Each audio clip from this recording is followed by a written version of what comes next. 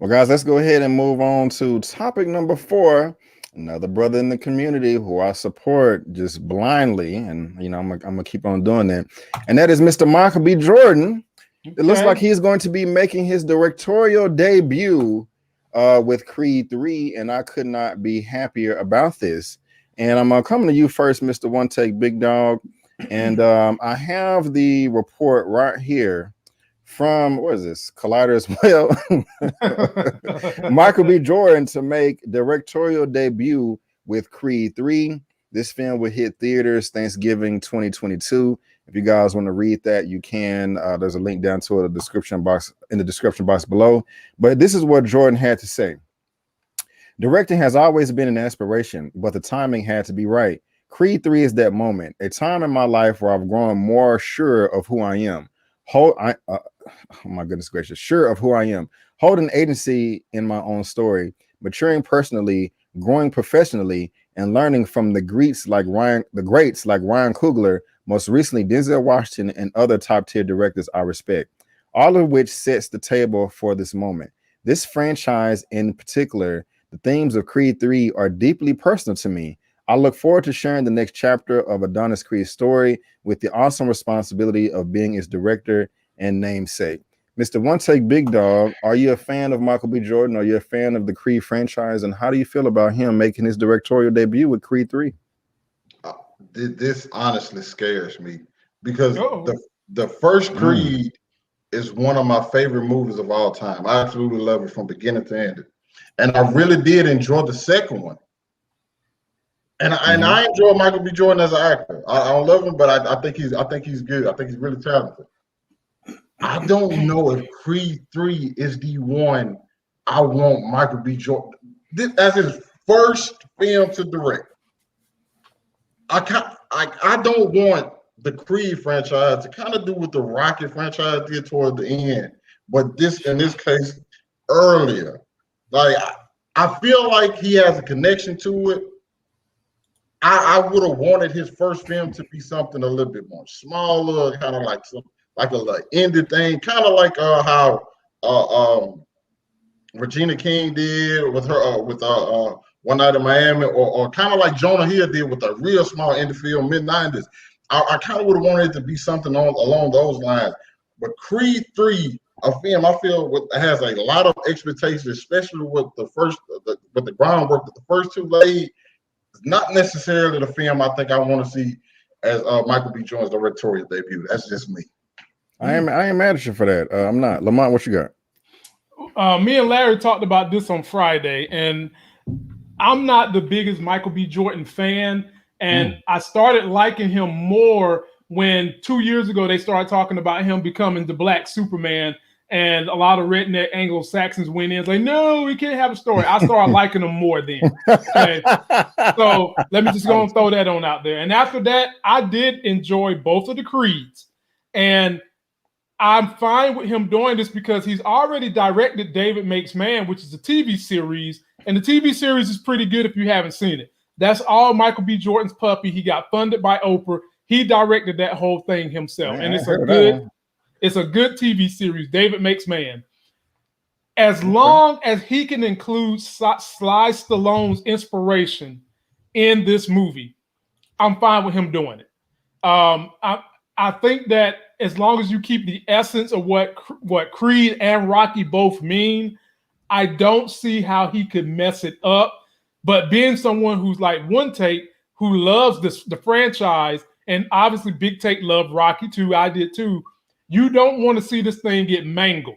So there is, apprehension that he could mangle this being his first movie directing role. But I think if he keeps Sly Stallone around and one or two of the other writers around from the last one, I think he can pull this off. Right on. And Larry, before I come to you, let me just read this real quick. Here's what Michael DeLuca, MGM's Film Group chairman, and Pamela Abdi, MGM's Film Group president, said in a joint statement. Michael's vision for Creed 3 is incredibly exciting and will undoubtedly be an important contribution to the canon of this storied franchise. We are thrilled to bring his directorial debut and his share this next chapter in the Creed story to theaters next year. Larry, how do you feel about all this, man? How do you feel? I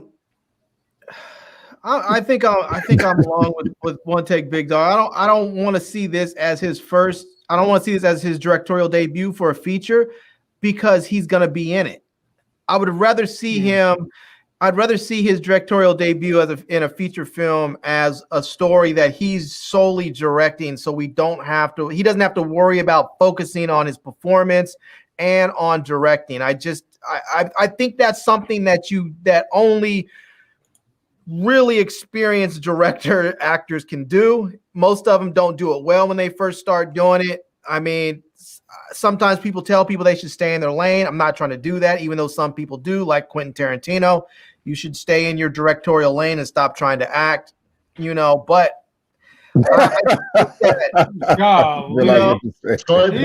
to him. I mean, how you gonna throw that in there and then try to keep on going, Larry? You ought to stop this. His acting is bad. Directing is good, but go ahead. Right. But I want to see where it goes. I would be really okay with it if he was writing the movie and working with other writers, but I mean, part of me is like, let him direct, let him go work with Ryan Coogler a little bit. Let him go and direct a few episodes of the Wakanda series and really get his directing chops up a little bit more before you decide that you want to act and direct in the same movie, or just take another feature. Go pick out a movie pick a script from somebody of a story that you're interested in, and go direct that. Hell, I wouldn't mind seeing a movie about Angela Davis or something, or anything. Pick any kind of movie that do a small superhero movie. They're probably not going to give you a $400 million budget, but I mean, he can go make a good movie, a good superhero movie, like what was the one that Will Smith did a few years back? Hancock. Hancock. Go do something like that with a superhero that a lot of people aren't really familiar with, and make it great. I agree with all of you. I am rooting for Michael B. Jordan, of course, and I don't think it's gonna suck, but I am nervous. Right. I am nervous because I've never directed anything before, but I know it's difficult, and I'm just also concerned because he's in the movie. But I'm also leaning on the side because he's in the movie. You know what I'm saying? He's attached to it. I don't think he's going to half-ass it, but I would like for him to do something else before. This is off topic, but just kind of like the Mortal Kombat movie. We're all looking forward to that, but the director, that's his first thing he's ever done. You know what I'm saying? So just like, why can't you direct a TV episode or a short film first? I'm rooting for him, but I am nervous, and I'm gonna try to be positive about it. Melissa Season, I don't trust Michael B. Jordan with Angela Davis, but okay. I mean, we trusted Regina King with Malcolm X and One Night in Miami. I didn't trust her with that. I didn't trust her with that. It was I love the movie, but I was nervous. You didn't trust her, but you did. Once you saw it, you was like, okay, yeah, it was good. Yeah, it was good. Okay, so One Night in Miami, you didn't trust her. I didn't. Okay, I was just a bit nervous. I mean, just anything dealing with race and our iconic heroes, that's just important to me, and I don't want it to be tarnished or But it was I think I gave it like a 9 out of 10. And I saw it twice. So I had no doubt with Regina King on that one, because what you're talking about with Michael B. Jordan, like kind of directing and acting. She had some directorial roles in a few episodes of The Watchmen, which she actually played in. Mm-hmm. I think it was episode 3 and 7. She directed and also played in those. And with the Rocky films, I was telling Larry the other night, Sylvester Stallone wrote Rocky and then jumped in the movie and acted in it. He left a butchering house and followed his dream, handed over his script, and actually acted in all 3 of them. So some people have the ability to multitask. I guess we'll just have to see with Michael B. Jordan. Right, and that's the thing that you mentioned with Regina King. She directed a couple episodes of The Watchmen, and someone in the comments said she's been in the game since the 80s. There's a big difference between being in the game as an actor and being in the game as a director. You know, I mean, there are two different skill sets, and not to say that you can't do them or acquire a skill on each side, but it takes time, it takes energy, it takes effort.